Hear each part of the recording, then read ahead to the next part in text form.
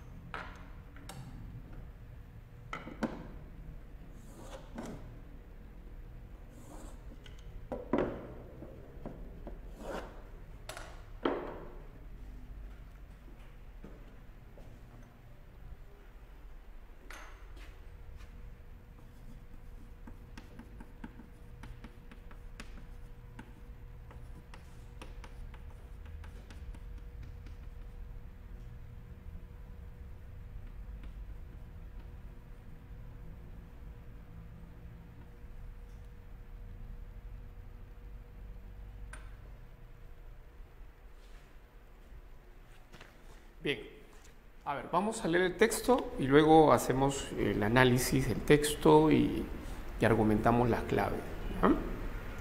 Dice, decían los sofistas que el conocimiento era imposible. Fíjense, está hablando de los sofistas, ¿ya? Para los sofistas el conocimiento era imposible. Y en este cuadro comparativo vamos a señalar lo siguiente. Para los sofistas el conocimiento era imposible. Se refiere al conocimiento universal, a las verdades universales o al conocimiento de la verdad universal. Es imposible para ellos, ¿ya? Entonces, para ellos no es posible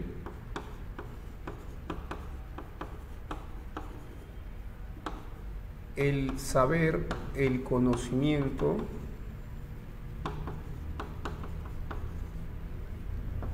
¿ok?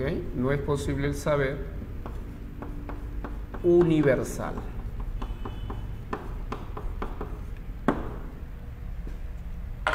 ¿Ok? ¿Eso qué significa en otras palabras? Significa que la verdad o el conocimiento de la verdad para un sofista, para los sofistas, era únicamente una verdad relativa. Solo podemos tener un conocimiento relativo, pero no un conocimiento universal. ¿Ok? Entonces, la verdad es relativa. Una verdad relativa.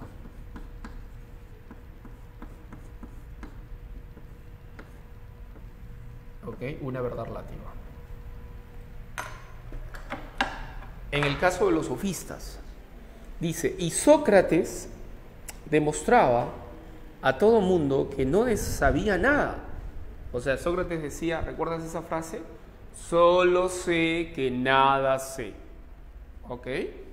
Claro. Dice, en realidad había una diferencia profunda. O sea que entre los sofistas y Sócrates hay una diferencia profunda. La diferencia no es superficial, es profunda, porque la actuación de Sócrates se basaba en la creencia de que el conocimiento era posible. O sea que para Sócrates, a diferencia de los sofistas, para Sócrates el conocimiento sí es posible. Para Sócrates el conocimiento sí es posible. Sí es posible saber, conocer.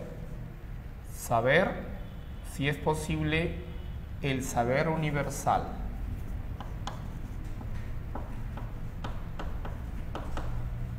El saber universal.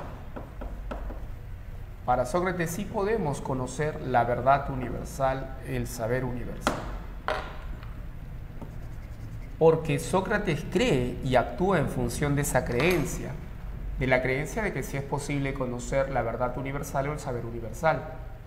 Si es posible el saber universal, es porque Sócrates cree en una verdad. ¿De qué tipo?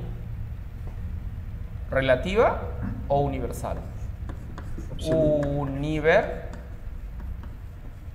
Universal. Sócrates cree en una verdad universal. Para los sofistas la verdad era relativa, ¿ok? O simplemente no creían en una verdad.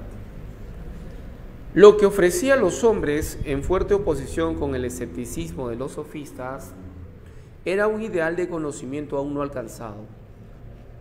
Una vez que los hombres conociesen el camino hacia la meta, camino significa, es sinónimo de método. O sea, aquí está hablando del método socrático.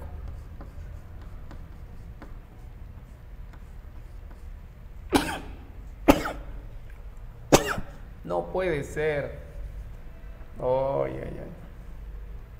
El ciclo nocturno me ha afectado por completo. Ya estoy con gripe. Ya. Aquí está hablando del método. El camino hacia la meta es el método. ¿Ok? La meta es la verdad universal, alcanzar una verdad universal.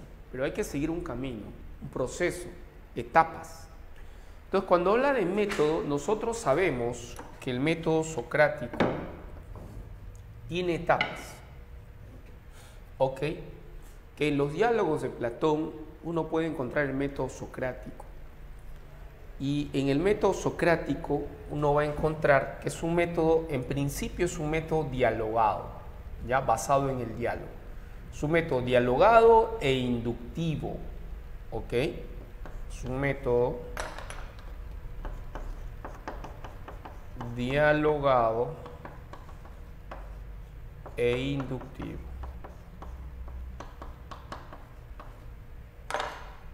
¿Cuáles son las etapas del método?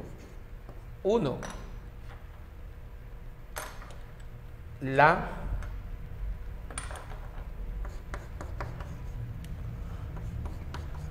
ironía.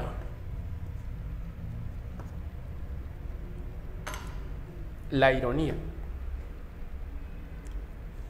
2. La refutación.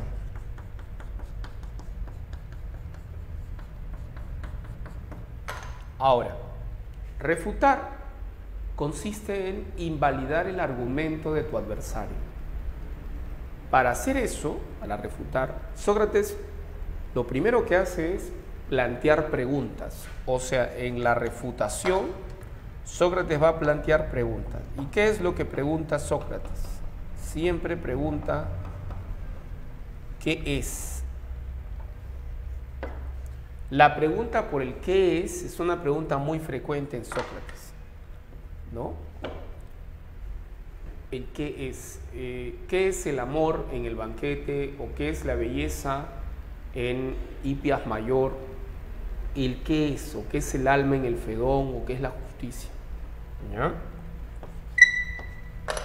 Finalmente, la mayéutica.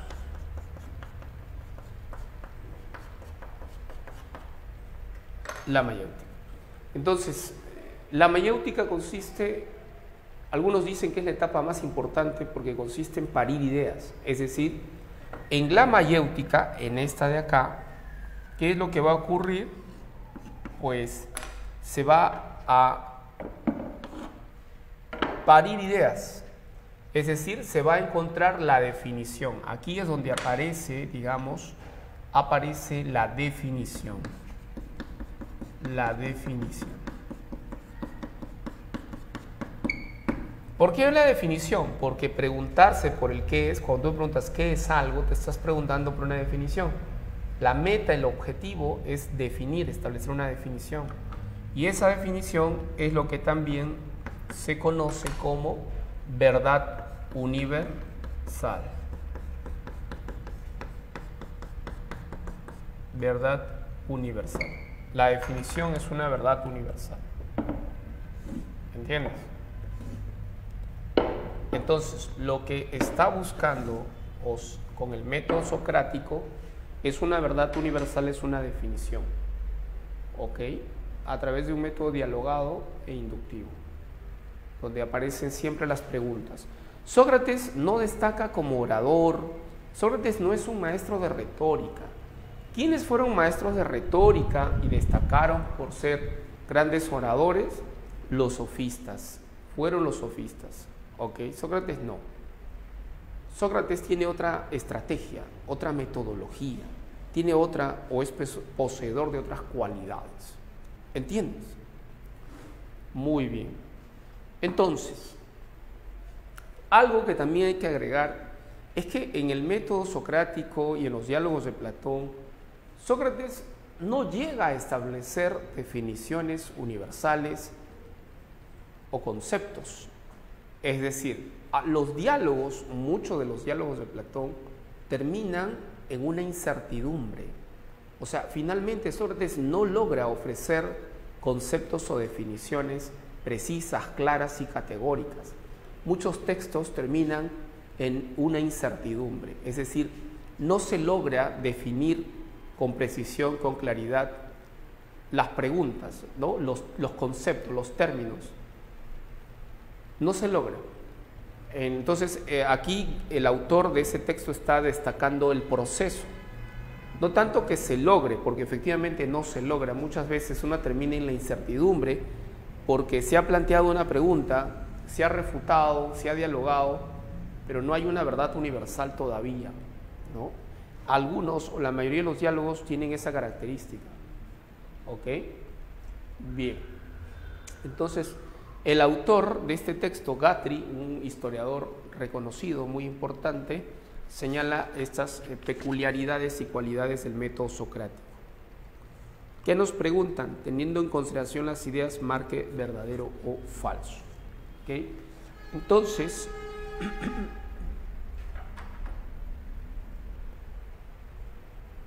¿cuál sería la respuesta? Vamos a ver. Por aquí voy a poner así, ¿eh? Voy a hacer las claves.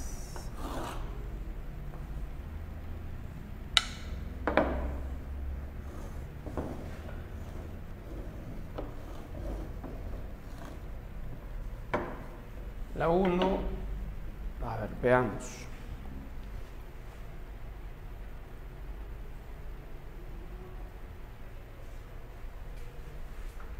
Aquí dice verdad universal. O sea, esto de acá. Definición.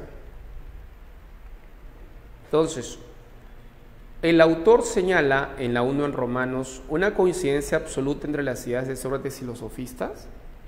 ¿Hay una coincidencia absoluta entre ellos? No, por el contrario, lo que el autor está demostrando, sosteniendo, es una diferencia entre los dos. Ah, ya, entonces falso. 2. Se deduce de la lectura que para Sócrates el diálogo resultaba fundamental. ¿El diálogo era importante para poder encontrar definiciones, conceptos, para poder hallar la verdad universal? ¿Es importante o no es importante el diálogo en Sócrates? Sócrates, recuerda que fue un gran conversador, le gustaba conversar, ir a las plazas, al ágora. El ágora era la plaza pública. Sócrates iba para conversar con la gente, para dialogar con la gente. Entonces, sí, por supuesto, el diálogo es importante. 3. ¿El socratismo puede ser considerado una teoría sistemática y acabada? ¿Podemos hablar de una teoría sistemática y acabada en relación al socratismo? ¿Qué dices? ¿Sí o no? ¿Teoría sistemática y acabada? A ver. Falso, profe. Falso, así es. Guthrie no destaca esos aspectos.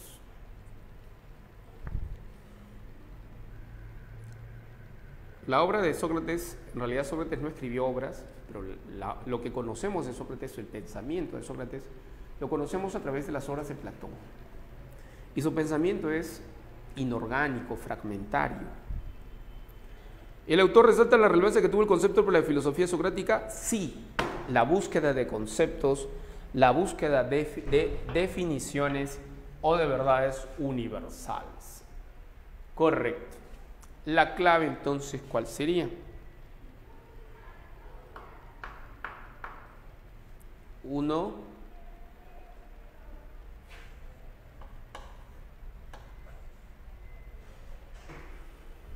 Burrito.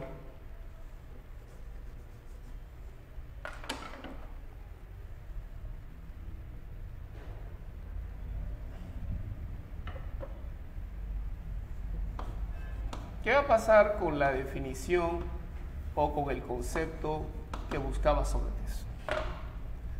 La definición o el concepto, es decir, esa verdad universal, la definición socrática,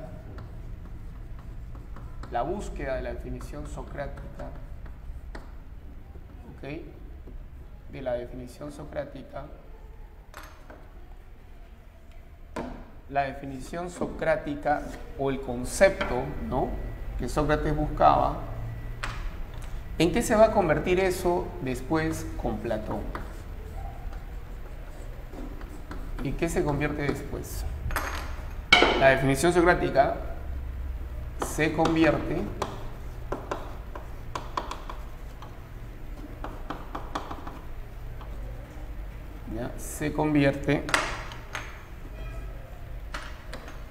después, claro, con Platón se convierte. Con Platón, ¿en qué se convierte?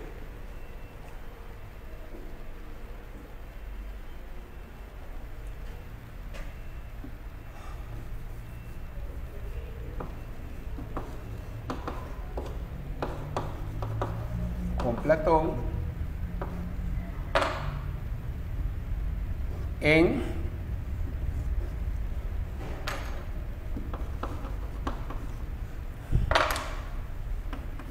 eidos. Se convierte en eidos. ¿Qué cosa es eidos? Ideas, formas puras. Eidos son las ideas platónicas, lo que Platón llama ideas.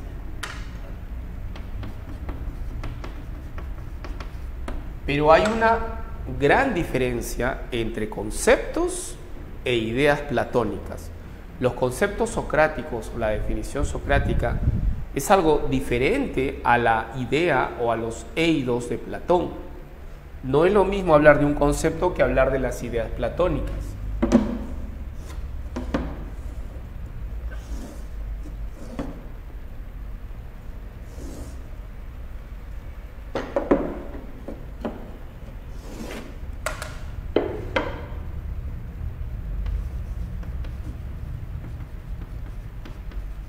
concepto,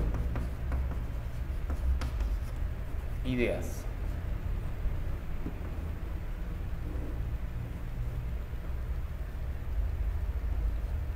Concepto o definición, ideas. Puede ser el concepto de la belleza, ¿ya? De la belleza, puede ser el concepto de hombre, entre otros conceptos.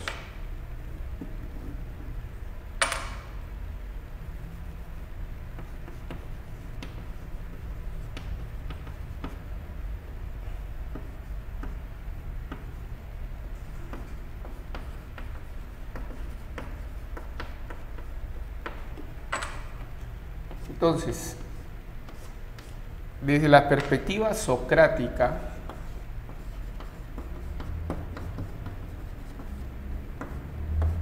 y platónica,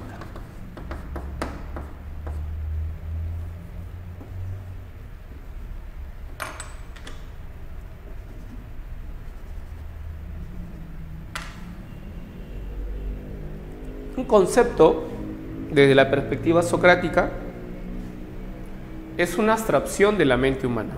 Para elaborar un concepto, la mente se abstrae de las cosas concretas, particulares, las cualidades esenciales, y forma un concepto. O sea, se elabora un concepto por abstracción. Por abstracción.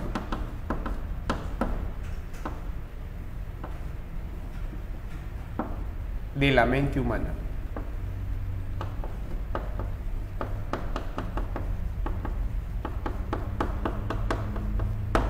Pero eso no ocurre con la idea del hombre. Las ideas platónicas no son producto de la abstracción de la mente humana. No dependen de nuestro cerebro, de nuestro intelecto.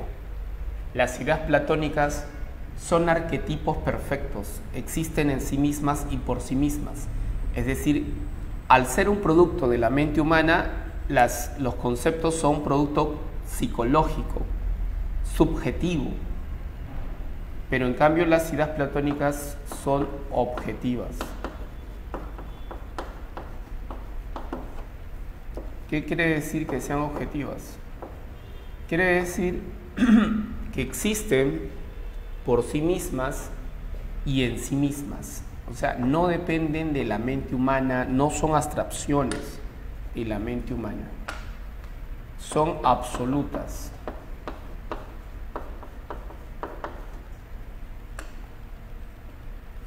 Es decir, existen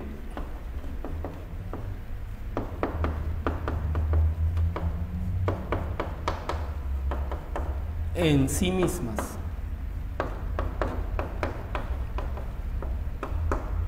y por sí mismas. Existen en sí y por sí. Eso significa que existen en sí y por sí. No dependen de nosotros, no dependen del hombre, no dependen de que pensemos en ellas. No. Profe, o sea, si el hombre y la humanidad desaparece, las ideas de Platón, los modelos, los arquetipos, ¿siguen existiendo? Por supuesto que siguen existiendo. ¿Y dónde? En un mundo ideal que Platón llamó el mundo de las ideas. Ah, ya entiendo. Ok. Entonces, esto es la abstracción de la mente humana. El concepto de hombre es producto de la observación y de la abstracción de hombres como individuos particulares.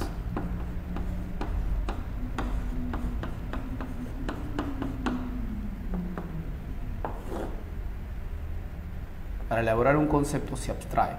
Abstracción significa separar, aislar la cualidad del objeto, la cualidad esencial del objeto, de los diferentes objetos a los que llamamos hombres, y formar un concepto de hombre. Entonces aquí, más bien, la idea platónica de hombre existe o subsiste independientemente de nosotros.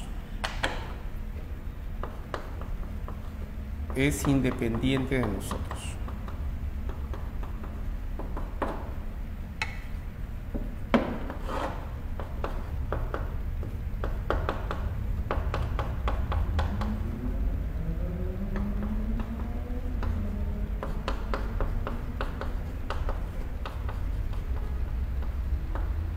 Es independiente del hombre.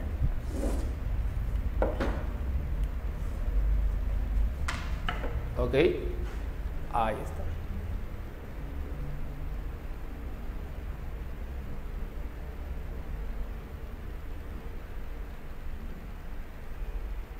¿Alguna pregunta? ¿Alguna duda?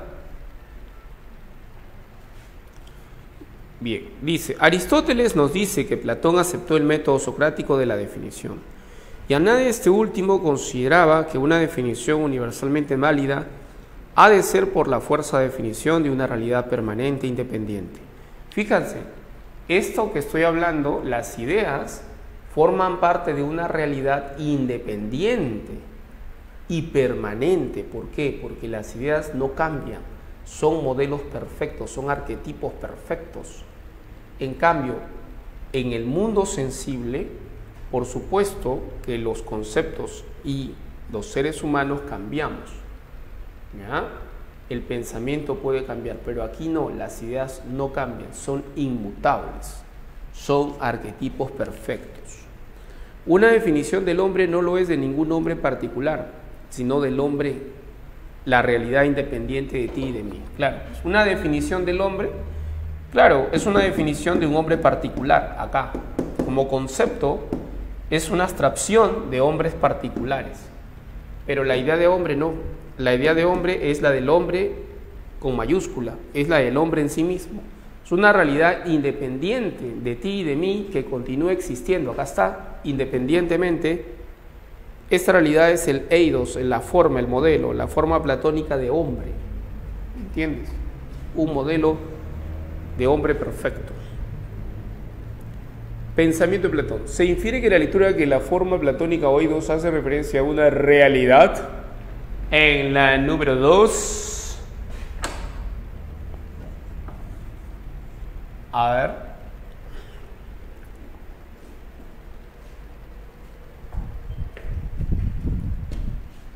¿Dedo?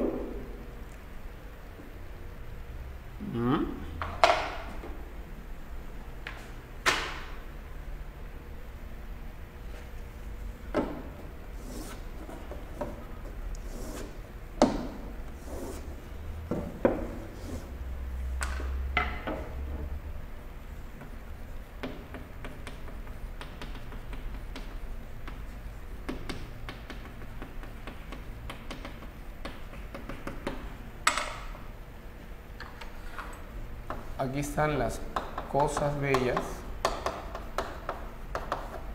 y aquí está lo bello en sí.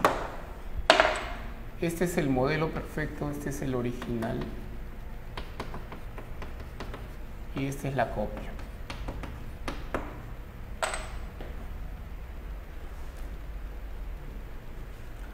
Este original es anterior a esto.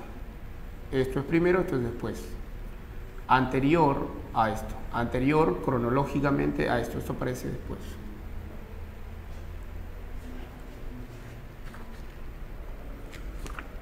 Dos, a ver, están marcando. Muy bien, muy bien, muy bien, muy bien. La mayoría está en lo correcto.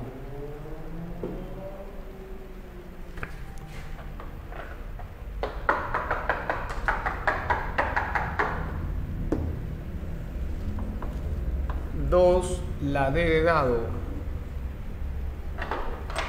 2, la D de dado. Correcto.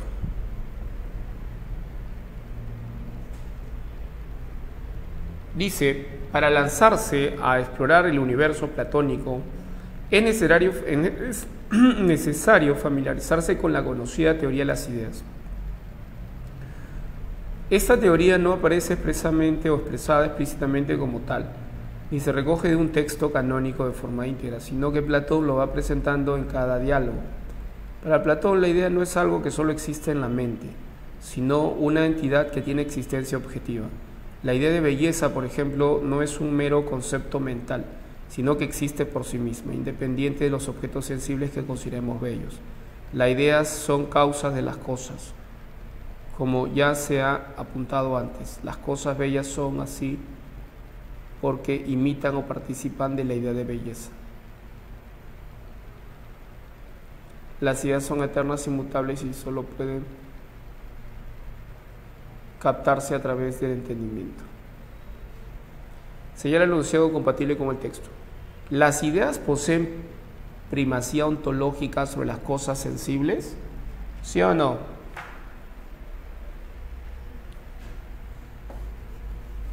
Estas son anteriores.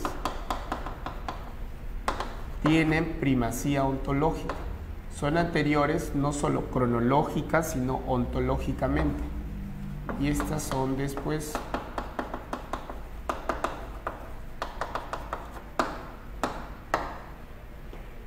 Son posteriores.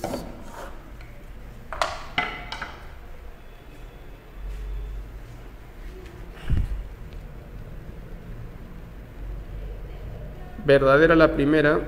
Las ideas constituyen representaciones de la mente, que la mente se forma. No.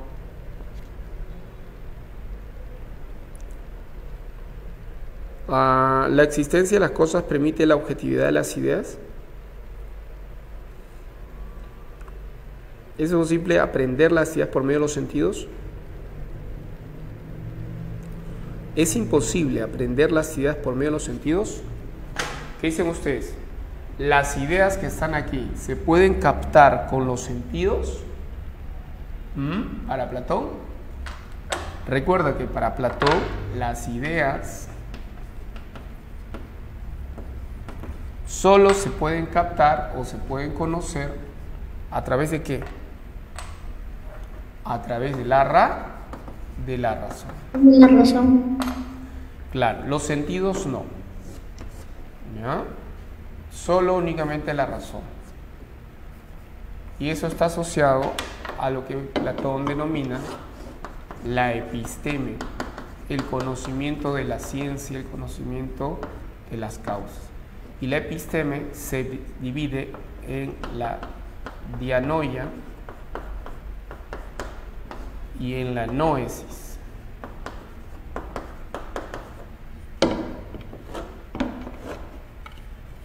Que ambos, ojo, ambos son tipos de conocimiento racional. Se basan en la razón. Ambos tipos de conocimiento. La idea se capta únicamente a través de la razón. Profe, entonces los sentidos, ya. Los sentidos son fuente de engaño.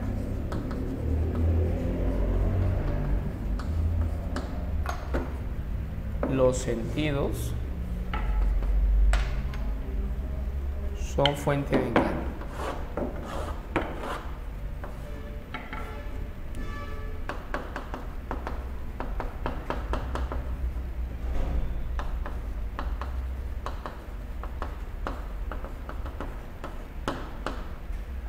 Los sentidos son fuente de engaño.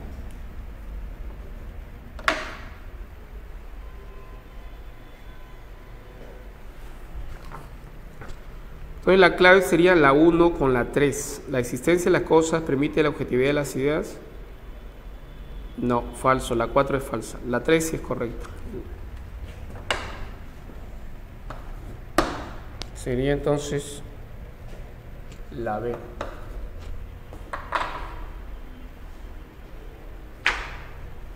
Primacía ontológica significa que las ideas son más importantes que las cosas, eso quiere decir. Y son más importantes porque son más reales o son reales. En cambio, las cosas no son reales. Las copias solo son apariencias, son sombras, las cosas de este mundo. Entonces, la primacía ontológica quiere decir que las ideas son reales, las cosas no son reales, solo son meras copias. También quiere decir la primacía ontológica, quiere decir que las ideas son el ser o los seres realmente existentes, ¿ok? Y además son anteriores, no solo en sentido cronológico, sino en sentido ontológico.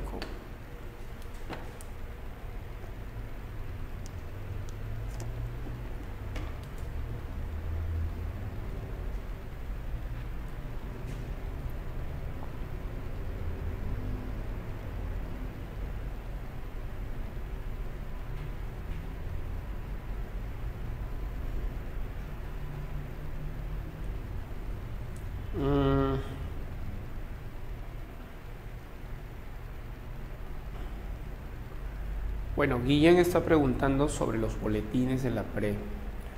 ¿Puedes usar los boletines de la PRE? Sí, no hay ningún problema. Si quieres consultar teoría, puedes usar los boletines de la PRE. Pueden ser útiles los boletines de la PRE. Hay muchos boletines, hay libros de diferentes cursos, de filosofía, ya de la misma PRE San Marcos. Puedes consultar algunos manuales de filosofía. Hay varios manuales que están circulando.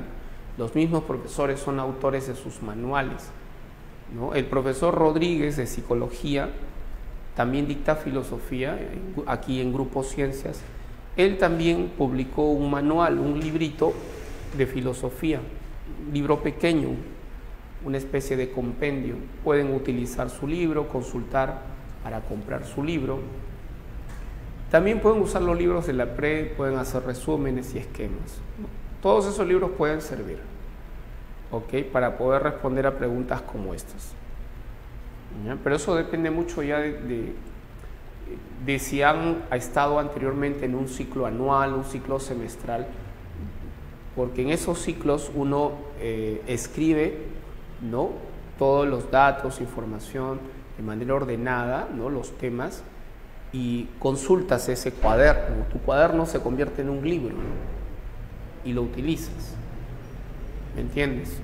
Ahora, los libros pueden servir para repasar algún tema o para encontrar información nueva, datos que no sabías, o consultar un libro porque de repente es un libro nuevo y ese libro tiene temas que los otros libros no tienen, ¿no? Por ejemplo, el tema de estética es un tema nuevo en el examen de San Marcos, y los libros, los manuales de los profesores, los manuales de la PRE incluso, no contienen el tema de estética, salvo que tengan algún resumen, pero es un resumen, digamos, en el que no se entiende muy bien de dónde han sacado las ideas, las teorías estéticas. La mayoría de manuales no tiene estética como disciplina filosófica, porque antes, digamos, porque San Marcos no preguntaba, pues. Estamos hablando de 20, 30 años que San Marcos no ha hecho preguntas sobre estética y recién están incorporando estética, ¿no? En este momento, bueno, yo estoy por sacar un libro de estética, me he demorado demasiado, ¿ya?, por la diagramación del libro. El libro que voy a sacar es un manual de estética, solo de estética, y va a salir en una semana, más tardar en 2 semanas, ¿no? ¿Ya? Lo voy a promocionar también aquí en el aula, se los voy a mostrar cuando ya lo tengan en físico. En este momento está en la imprenta, me dicen que se van a tardar 2 semanas como máximo, ¿ok? Y ahí hay algunos, ¿no? Ahí están los temas de estética, teorías estéticas, movimientos artísticos contemporáneos. De manera muy resumida está lo esencial que debes saber, porque sobre estética hay un montón de libros, hay muchos libros, pero son libros especializados de arte y de estética. Son libros voluminosos de 400, de 500, de 800 páginas. En PDF hay, tú puedes ingresar a internet, puedes encontrar esos libros, pero ninguno de ustedes tiene tiempo para leer un libro de 800 páginas. Ni siquiera los profesores hacen eso.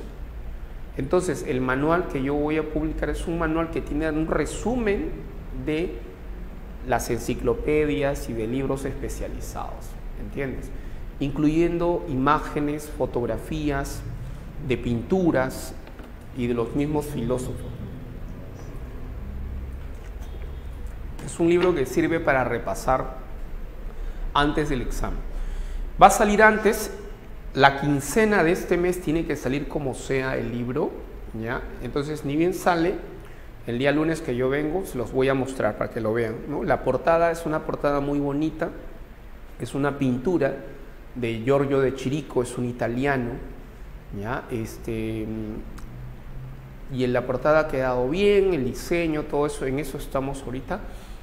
Hoy me voy a reunir con la editorial, el editor, porque hoy me dijo que en la tarde-noche ya, durante el día él va a ir a la imprenta y en la noche me encuentro con él para ver algunos detalles.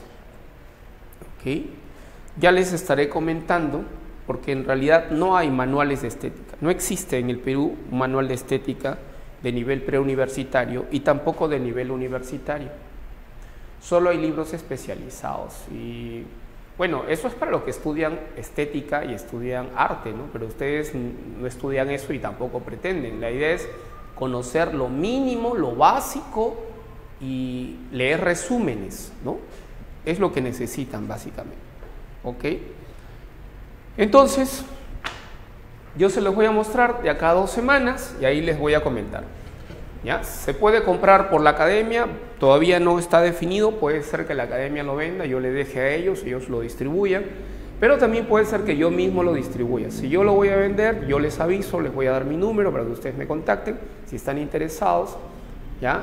Voy a venderlo con algún descuento si son varios libros, ¿no? Es decir, es como si 2 o 3 o 4 o 5 de ustedes se reúnen, profesor, queremos 5 libros, somos 5 estudiantes. Bueno, en esos casos se podría haber una especie de descuento, ¿ya? Puede ser, ¿me entienden? Pero el libro no va a costar muy caro, el libro va a estar recontra barato y eso que son 200 páginas, ¿ah? Va a costar entre 15 soles y 20, más de 20 no va a costar. Para 200 páginas, y es un libro muy bonito, ¿ya? No es una separata, yo no vendo separatas con anillado, no, libro con empastado, un empastado de lujo, no es un empastado en tapa dura, es una tapa blanda, artesanal, pero es un buen diseño. Ya se los mostraré. La próxima semana de repente me dan un modelo y ahí ya les muestro.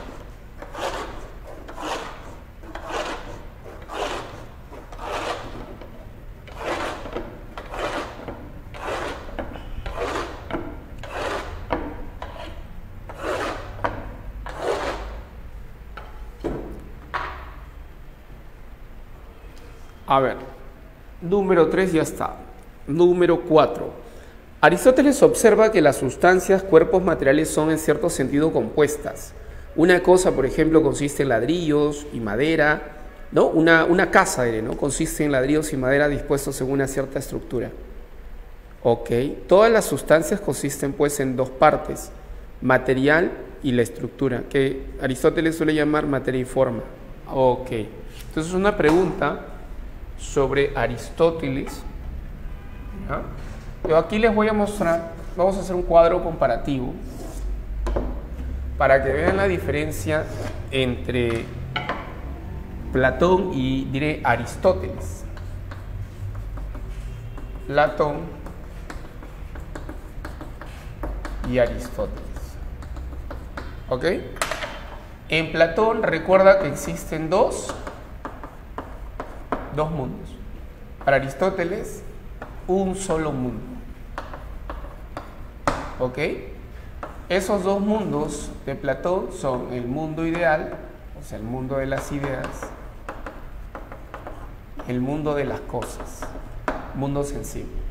2 mundos. En cambio, en Aristóteles, un solo mundo, compuesto.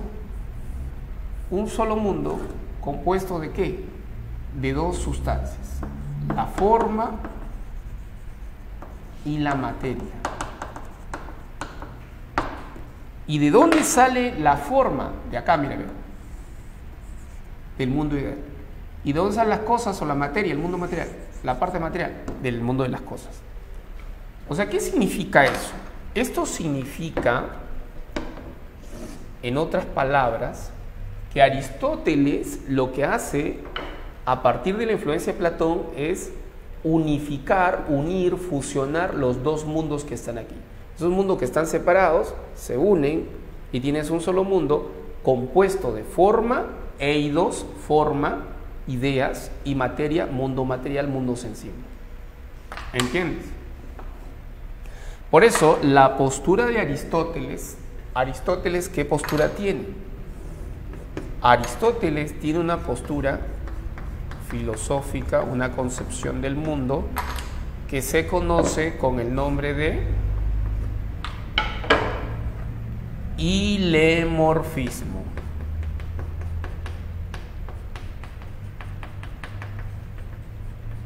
Hilemorfismo. ¿Ok? Hilemorfismo. Profe, ¿qué significa hilemorfismo? Hilemorfismo significa materia, forma. O sea que la palabra significa eso, sí. Compuesto, materia y forma. Igual, mundo. O sea, el mundo es un compuesto de materia y forma. Por eso cuando dice ahí el ejemplo, la casa, una casa es un compuesto de materia y forma. El material con que está hecha la casa, ladrillo, cemento, concreto, y la forma, el modelo que tiene, el diseño del modelo que tiene la casa. ¿Entiendes? Esa es la concepción hilemorfista de Aristóteles. ¿Ya? De Aristóteles. Se está refiriendo a Aristóteles la diferencia con Platón. ¿Ya? Con Platón. ¿Ok? Entonces, a partir de la lectura es correcto afirmar que para Aristóteles la materia y la forma, ¿qué sería correcto afirmar? La materia y la forma son separables o indesligables, o están juntos.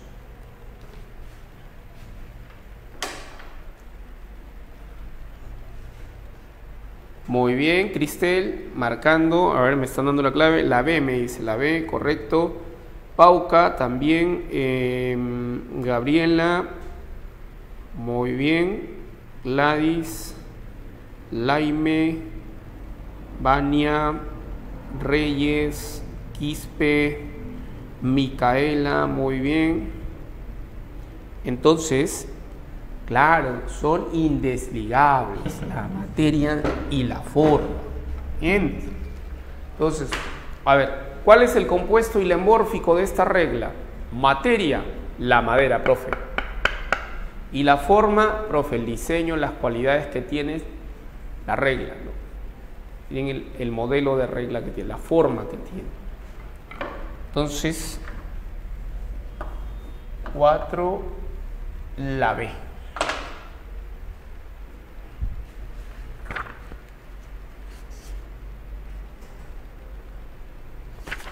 Ya. La siguiente pregunta tiene que ver con una escuela filosófica helenística y romana.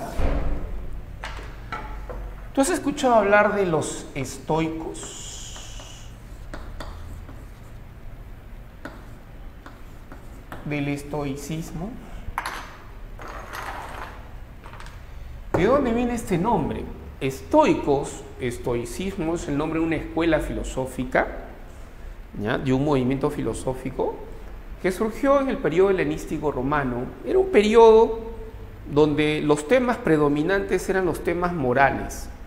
Los filósofos estaban preocupados por la virtud, la libertad, la felicidad. ¿Ok? Y en este periodo aparecen unos filósofos que van a ser conocidos como los estoicos. ¿Por qué los llamaban así? La palabra estoico o estoica, ¿ya?, se deriva de otra palabra, de la raíz estoa. ¿Y qué significa estoa? Estoa significaba pórtico, era el pórtico o la entrada a la ciudad. Eso significaba estoa, ¿entiendes? Era el pórtico a la ciudad, la entrada a la ciudad. Y ellos se reunían siempre en el pórtico, en la entrada, ahí se encontraban ellos. Y la gente los conocía. Eran llamados los filósofos del pórtico, que siempre se reunían en la entrada, en la puerta de la ciudad. De ahí viene el nombre de estoicos. ¿Entiendes? Los estoicos, por ejemplo, Zenón de Sitio,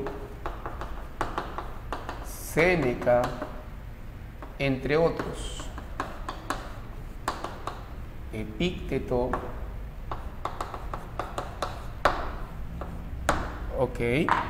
Ellos tenían una postura panteísta. ¿Qué? Panteísta. Panteísmo. Eran panteístas. O sea, ¿qué quiere decir eso? Que la naturaleza, el mundo, la realidad es Dios. Dios está en todas partes. Dios es el mundo mismo. O sea que para un estoico, la naturaleza es Dios. El universo es Dios.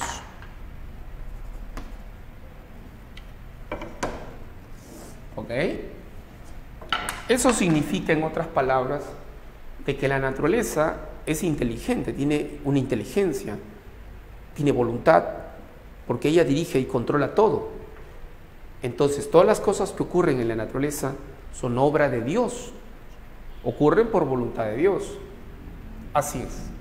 O sea, Dios, la naturaleza, es una razón universal. Es una razón, es una inteligencia universal que lo gobierna todo. Es razón universal. Y este Dios o este Logos, que los griegos llamaban Logos a la razón, es el que gobierna todo, el que ordena y dispone de todo. Es decir, hay un orden establecido. Un orden establecido.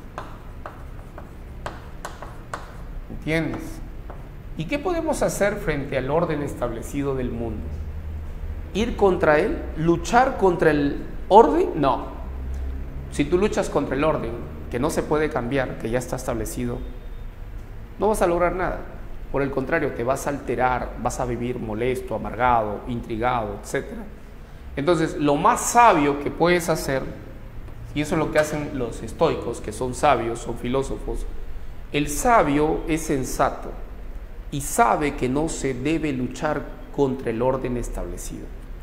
Entonces, el sabio no lucha. El hombre sabio, el hombre racional, sabio, no lucha contra el orden, contra lo establecido. Entonces, ¿qué hace? Simplemente acepta. O sea, el sabio estoico vive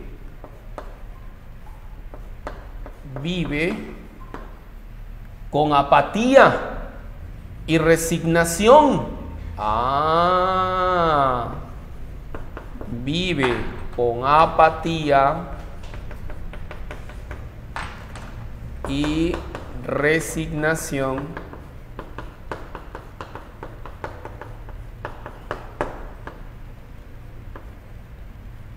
Apatía y resignación frente al destino. Ese orden establecido es el destino, es el fatum, ¿ya? Al destino. Ellos creían en el destino. Y frente al destino no se puede hacer nada. Tenemos que aceptar. Tenemos que resignarnos. No te queda de otra. Porque si tú luchas contra eso, te va a doler. Si tú quieres cambiar el mundo, quieres cambiar a las personas, no vas a poder, diría un estoico, y más bien te vas a estar estresando, poniendo de mal humor, ¿no? Entonces las cosas se dan de esa manera y no se pueden cambiar. ¿Entiendes? Pues un estoico es imperturbable, inconmovible, indiferente, apático. Pase lo que pase. ¿Entiendes? O sea que imagínate a una chica estoica, a un chico estoico. ¿Qué pasa? Vamos a imaginar una chica estoica en una situación. A ver, imagínate que un chico le termine una chica estoica El chico le dice, ¿sabes qué, María? ¿Sabes qué, Rocío? ¿Sabes qué, Claudia? El problema no eres tú, el problema soy yo. Me he dado cuenta que no te quiero, que es mejor que terminemos. Sigue tu camino, yo sigo mi camino. Entonces, la chica estoica, ¿cómo reacciona frente a esa situación? ¿Qué haría una chica estoica en esa situación cuando le terminan una relación de esa manera? Pues una chica estoica es muy racional, no es una chica sentimental, romántica, no, es estoica. Ella sabe muy bien que la realidad no se puede cambiar ni alterar, las cosas hay que dejarlas ahí. Ella vive con apatía, es decir, ella ya prevé lo que puede acontecer y dice, no hay ningún problema, qué bien, es mejor que terminemos, estoy de acuerdo contigo, gracias, cuídate mucho. Una chica estoica le diría eso, sin problemas, ya está, se terminó, ¿para qué voy a insistir? Si tú no me quieres, es normal, sigo mi camino, ¿te das cuenta? Una chica estoica reaccionaría de esa manera.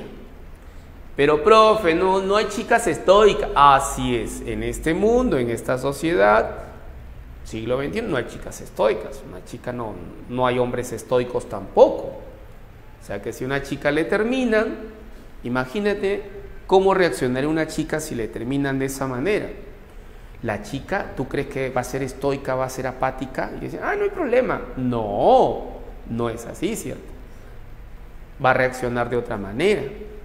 ¿Te das cuenta? Entonces, porque no es estoica. Y un chico, ¿cómo reaccionaría? También no va a reaccionar como un estoico, pues, ¿me entiendes? Los estoicos eran muy racionales en sus vidas y tomaban decisiones y siempre entendían que la realidad o el destino estaba de por medio. ¿Entiendes? No quedaba de otra que aceptar con resignación la situación. ¿Ok? Así es. Así eran ellos. Entonces, en la pregunta número 5 dice, el texto alude a la tendencia filosófica denominada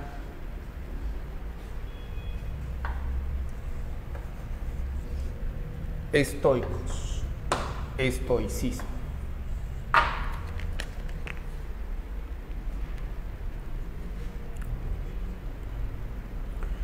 De acuerdo con el pasaje citado, se infiere que la antropología agustiniana es eminentemente platónica. ¿Por qué? Allá.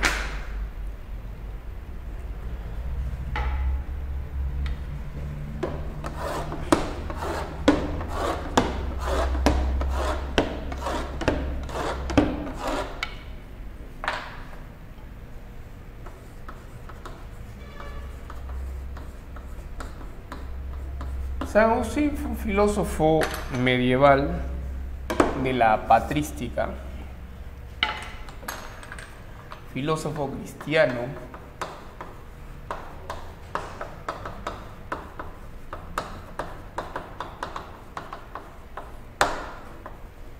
recibió influencia de Platón, por eso es conocido como el Platón cristiano. ¿Ok? El Platón cristiano.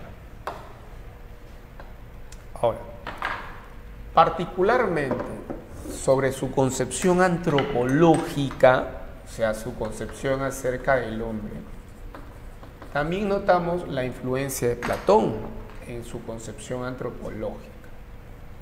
O sea, para San Agustín, el hombre no es cuerpo, el cuerpo no define la esencia del hombre. La esencia no es el cuerpo. Para San Agustín, la esencia no es el cuerpo. ¿Ya? No es lo biológico, lo material del cuerpo. La esencia del hombre tampoco es la unión del cuerpo con el alma, tampoco es eso, ¿eh? La esencia no es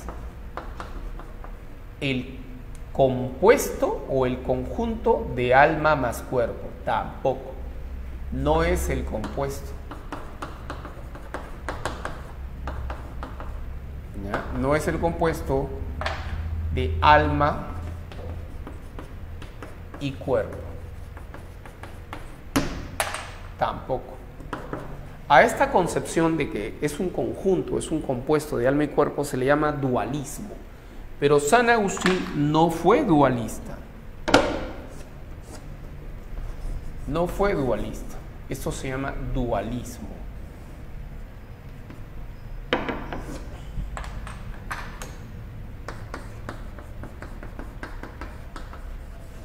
Entonces, profesor, no capto, no entiendo. ¿Cómo es esto? Para San Agustín, la esencia del hombre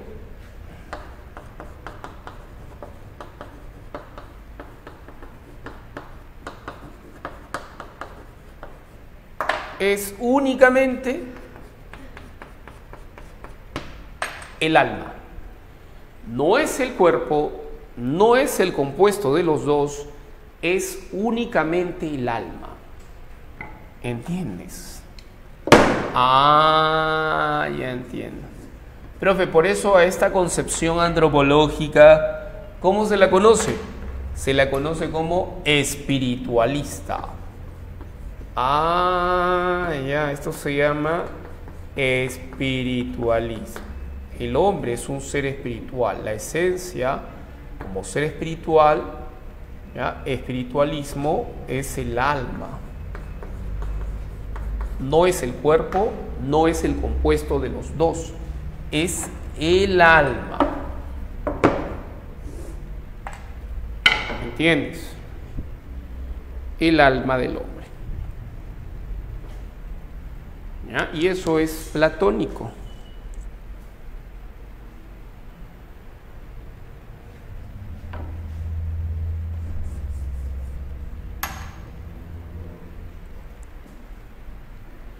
¿Cuál es la clave?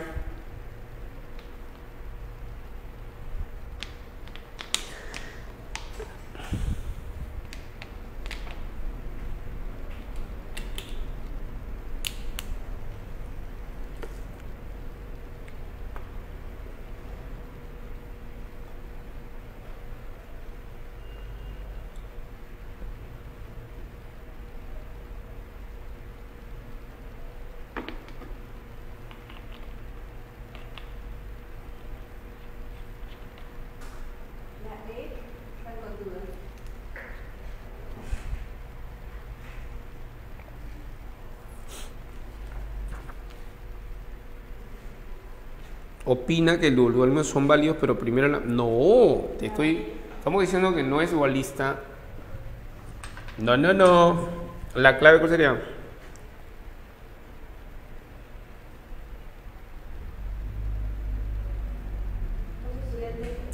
Según el texto, ahí sale. Si el hombre es el alma, entonces el cuerpo es utilizado por el alma nada más. El alma utiliza el cuerpo estaría subordinado al alma. Correcto, muy bien. La B de burrito, así es. Muy bien, Cristel. Muy bien, Adrián. Muy bien, Aguirre. Vamos con la número 6, 7. 7. Una estudiante de filosofía plantea lo siguiente partida en el salón de clase. Desde mi punto de vista, los seres humanos configuramos y ordenamos la realidad sobre la base de estructuras con las que nacemos. Ajá. Ordenamos, configuramos la realidad a partir de estructuras con las que nacemos. Eso tiene que ver con una teoría del conocimiento, ¿ya? Denominada criticismo y giro copernicano, ¿ya? El giro copernicano y el criticismo. Esa propuesta es de Kant. Immanuel Kant va a plantear eso.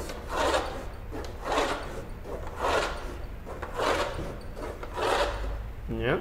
Entonces Kant va a hablarnos de el giro copernicano y el criticismo.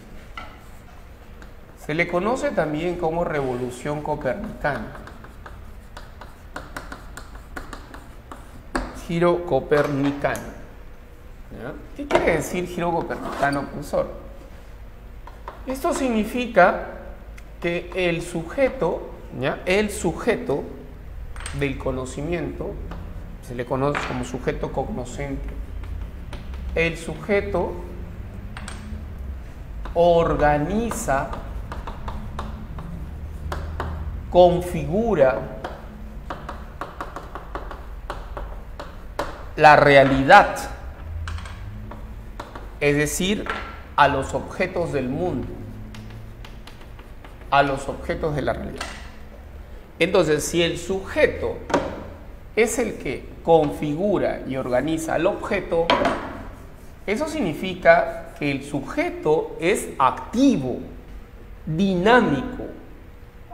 Este sujeto está provisto de estructuras, de moldes.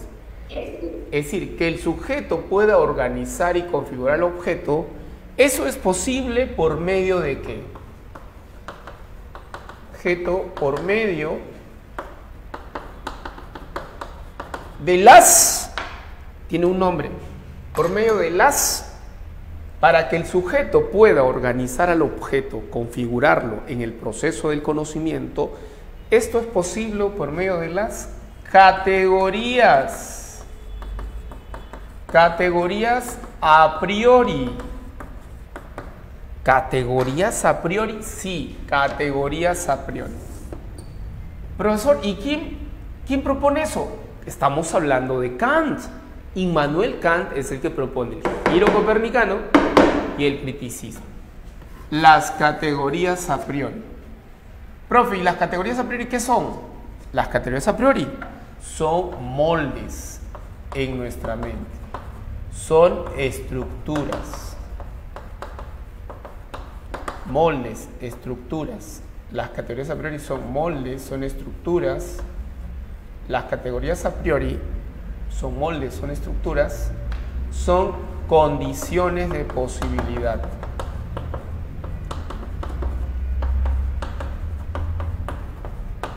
Condiciones de posibilidad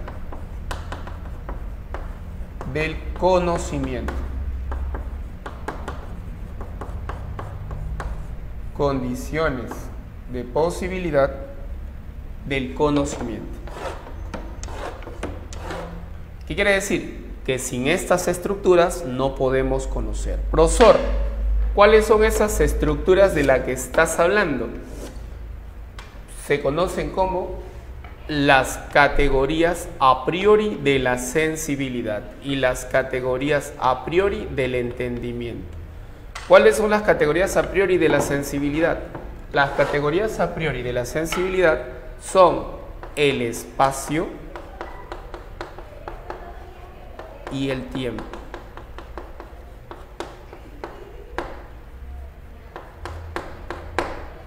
Las categorías a priori del entendimiento, la causalidad.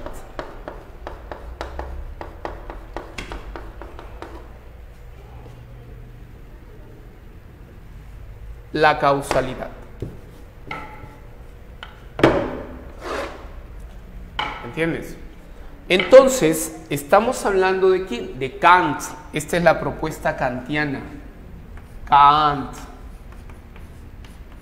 Igual que esta de acá. Kant también. ¿Ok? Entonces, ¿el criticismo qué es? El criticismo es la crítica. Criticismo viene de crítica. Pero ¿la crítica a qué o de qué? Criticismo viene a ser la crítica a dos posturas. ¿Cuáles son esas dos posturas? La crítica, por un lado, al dogmatismo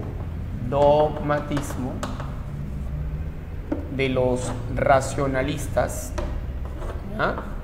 De los racionalistas, y por otro lado viene a ser la crítica a los escépticos,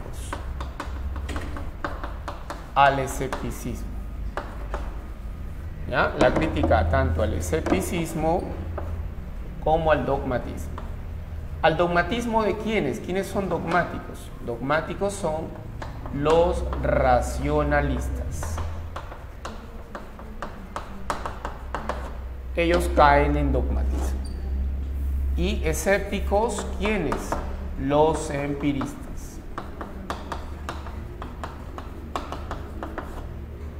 ¿Ok? Entonces, aquí se refiere a Hume. A Hume.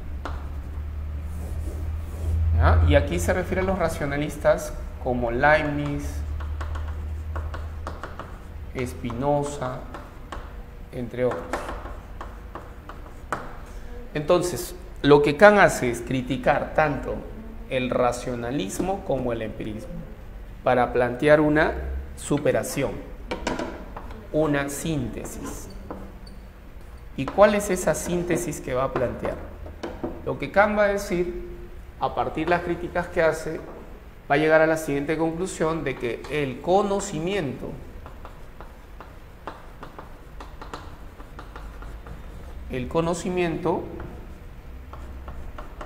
tiene, ¿qué cosa tiene? Tiene límites. Tiene límites. ¿Entiendes? El conocimiento tiene límites. Profesor, ¿y cuáles son esos límites del conocimiento? Esos límites del conocimiento se conocen como fenómeno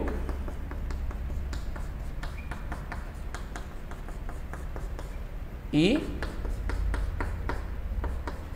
noumeno. Límites del conocimiento. Es decir, lo que sí podemos conocer, lo que sí conocemos, lo que sí conoce y lo que no se conoce. Esto es la apariencia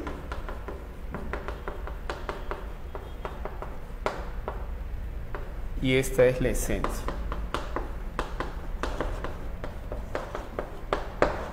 ¿Ya? Esta es la cosa para mí.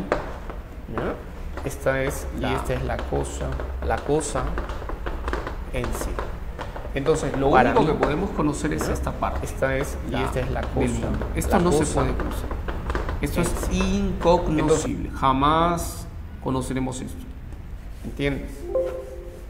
Entonces, esa división, esa dicotomía es creada por Kant.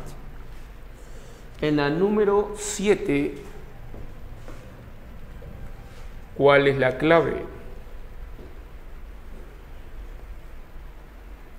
Obvio, pues, avión. ¿Ven?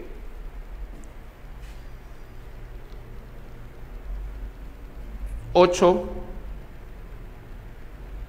Las características importantes de la filosofía moderna fueron dos características que se pueden destacar a partir de la frase atrévete a saber o atrévete a pensar. 8, clave C. 9,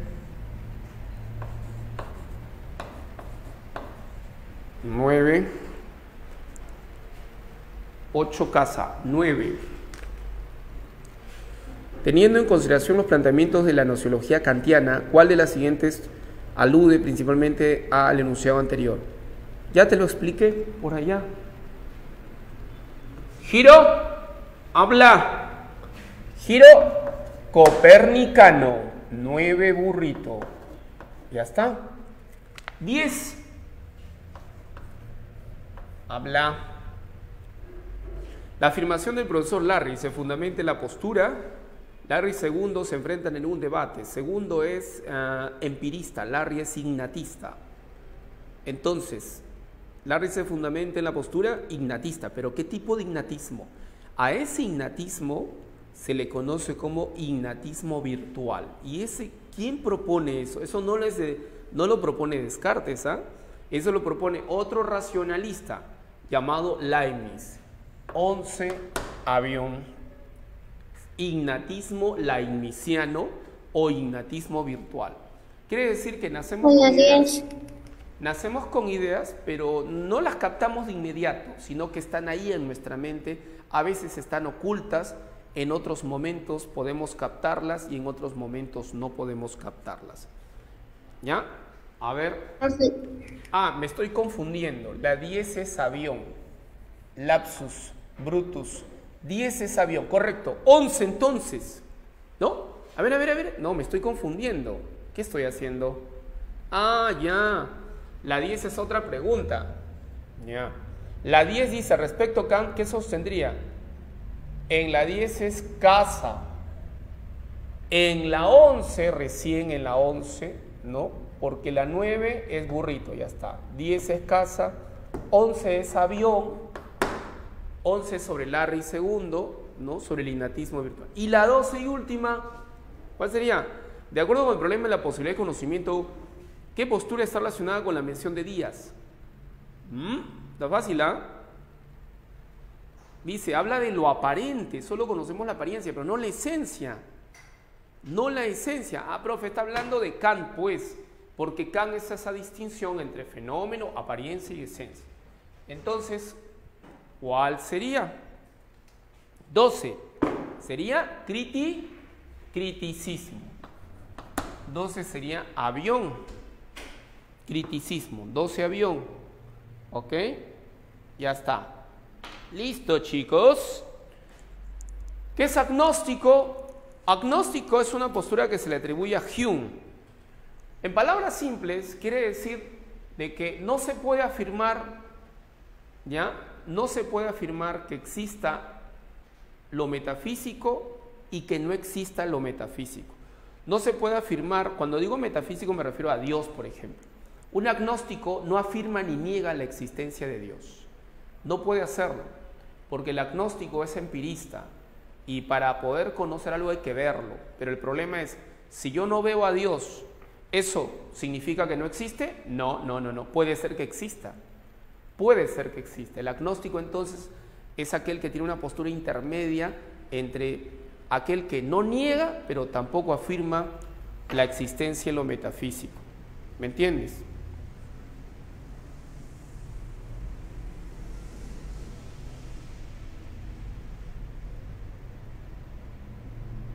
¿Que no hay conexión? No lo sé, no sé si hay conexión. ¿No escucharon una parte, dicen?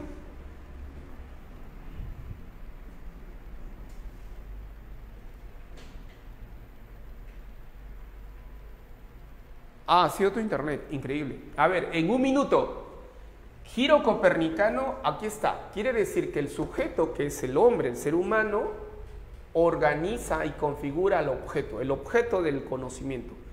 ¿Entiendes? Puede ser la pizarra, el objeto, yo soy el sujeto. Entonces, yo cuando conozco la pizarra, mi mente lo que hace es organizar los datos sensoriales que yo capto. Lo organiza y lo configura. Este es el objeto. Pero para que yo pueda organizar y configurar al objeto, que es la pizarra, yo tengo que hacerlo por medio de ¿qué? De las categorías a priori. ¿Qué cosa es eso? Son moldes que están aquí en mi cabeza, son estructuras. Son estructuras que están en mi cabeza. Estas estructuras son las condiciones de posibilidad, o sea, sin ellas yo no puedo conocer. Gracias a esas estructuras en mi mente es que yo puedo conocer la pizarra. Puedo ordenar, organizar los datos sensoriales sobre la pizarra, color, forma, etc. Y esto de aquí significa que las categorías a priori son de dos tipos. Categorías a priori de la sensibilidad, el espacio y el tiempo, para Kant son estructuras en nuestra mente. El espacio y el tiempo está en nuestra cabeza, no está afuera, está en nuestra cabeza, en nuestra mente. Y las categorías a priori del entendimiento es la causalidad, es decir, la relación causal que hay en el mundo entre hechos o acontecimientos que llamamos causas y efectos. Es una categoría, es una estructura en nuestra mente. Y gracias a esa estructura podemos conocer esas relaciones causales que existen en el mundo, que se dan en la realidad. ¿Entiendes? A eso se refiere. ¿Ok? Muy bien. Ya están todas las claves, todas las preguntas. ¿Ya? ¿Tienen alguna duda adicional antes que me vaya?